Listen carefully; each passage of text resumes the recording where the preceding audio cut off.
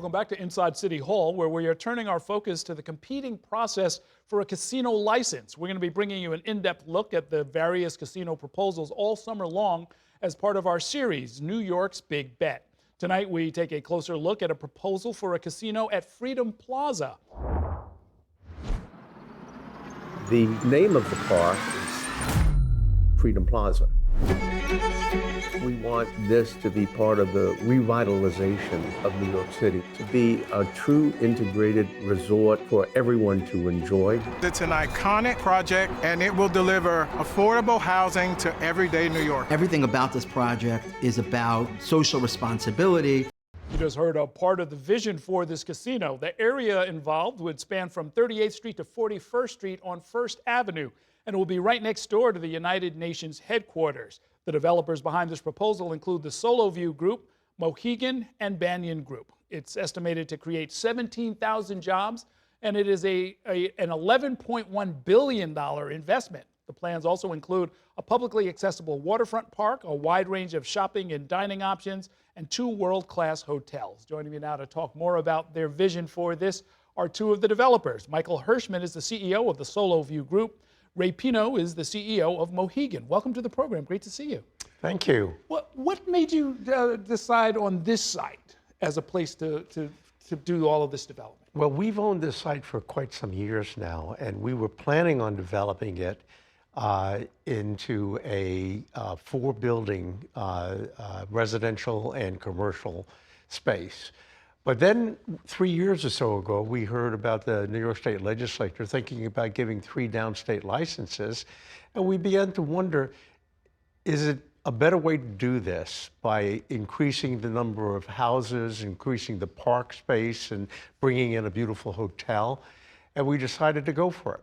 Good for you. And the company, you've already spent $100 million or something to try and get some of this prepared, right? So you're already all in on the idea of doing something here. Well, we haven't quite spent that much, but we have spent well into the millions of dollars in architectural fees, environmental surveys, traffic surveys, and legal fees for zoning and such. And I was mentioning right before we came on the air, I saw that you've got something going on there, some kind of an exhibit. And part of your overall vision here is something called the Museum of Freedom and Democracy. Explain that. It's not only a museum, but it's a community center. We've named the plaza Freedom Plaza, and we think that the museum will bring something new and different to the city. There isn't any museum in the world that's dedicated to the principles of freedom and democracy. Mm-hmm. And we thought, since the world has changed so much, and there's been a lot of debate over the meaning of democracy, we should focus on the underlying principles: life, liberty, the pursuit of happiness. What better place to do it than New York?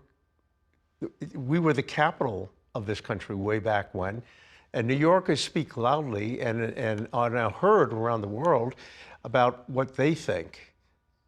Whether it's here or anywhere else, a great idea. So now, how did Mohegan get involved in all of this, and what makes it a good location for the gaming facilities that you're so famous for? So from a partnership perspective, it's interesting that you asked me, because Michael actually made the selection. He has a great story about how we originally had gotten involved. I mean, obviously we're in Connecticut, where our headquarters is, and we were looking at the New York. We knew this was coming. We knew over 10 years ago this was coming because it was in the legislation. This shouldn't be a secret to anybody, right? This has been around for a long time, and anybody in the industry has been waiting for this. But you know, Michael tells the story of how he was looking for partners, and he went out to Las Vegas and met with some of the heavy hitters out there, and you know, kind of saw what they were all about, and left not with a great feeling, I'll say, and decided that he was going to come almost like undercover boss to Mohegan, anonymously, talk to our team, talk to our guests that were there, and I think fell in love with the culture that we've developed at Mohegan. It's all about, you know, having that family atmosphere. It's all about, you know, every guest, every time, and delivering that experience not only to our guests but our team members, and making sure it's a family unit. They're a family business, we're a family business, and once we had our first conversation, I think it was symbiotic from there that this is a great partnership. Unlike Mohegan Sun, this is a very urban spot, and I was looking at some of the drawings and some of the concept. This is very vertical, right? I mean, explain kind of which part of it is casino and which part is, you know, the hotel waterfront park and so forth?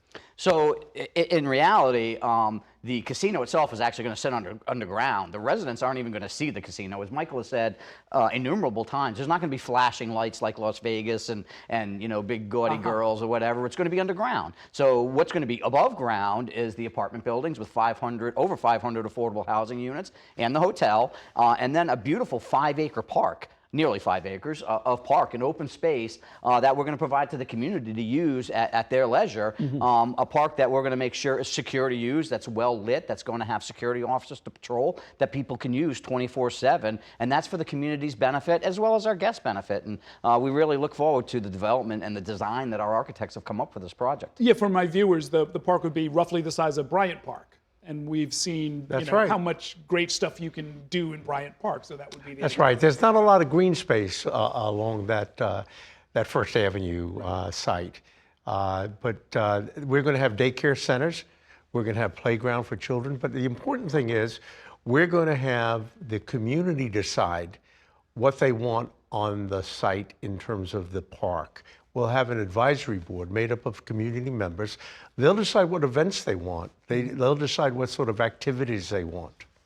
What kind of buy-in are you getting from, say, the immediate neighbors? I think of our Tudor City and the United Nations. So we've had over 60 meetings, town hall meetings, if you will, of the community. And while there's opposition, I think anywhere you look where a casino is proposed, there'll be some opposition.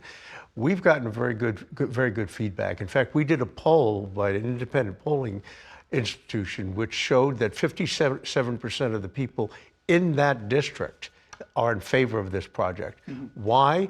Because of what it brings back to the community. Not only a park, not only the museum and the beautiful hotel, but we're going to invest over $200 million in a community investment fund, which will be used by the community in any way they see fit. Beautification of the neighborhood, the schools, sporting events. And so what are the next steps?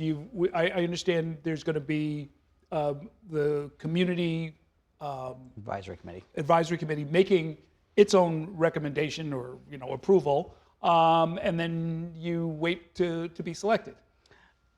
So the next steps are, we've had our first hearing with the Community Advisory Committee, and we held that a couple weeks back, and we made a presentation to the committee. It was a shorter meeting than the ones that are coming up, where we were able to make a pitch about what our project entailed, what it was bringing to the community, and why we thought it was the best project of the 8 projects that are out there. And I think it was a great opportunity to put our project forward to the committee. We now have to have 2 hearings. The Community Advisory Committee has to have 2 hearings. The first one, we're waiting for a date to be solidified. It's moved a couple times, but we think we have a date now. We'll have that hearing. We'll again make a small presentation, and then the community will have an opportunity to answer or ask any questions or present any comments they want during that period of time. Then there'll be a second one, and then following those 2 hearings, the Community Advisory Committee then votes. There's 6 members of the Community Advisory Committee. We need to receive 4 of 6 votes to move forward to the Gaming Location Board. Obviously, we're doing everything we can to make sure we continue to build community support, continue to talk about the positives and the benefits that this project is going to bring not only to that community, but to Manhattan and then to the entire state. So, we're working diligent to make sure that we're getting out in the community and we're talking about our project. Okay. Ray Pino and Michael Hirschman, thank you so much for coming by. Best of luck with your proposal. We'll continue to watch and report on whatever happens. Thank you for watching our YouTube channel. Let Spectrum News be your resource for balanced, in-depth political coverage, and click the subscribe button right here. You can also download our app or watch us on TV to learn more about the candidates, where they stand on the issues, and more. We'll see you then.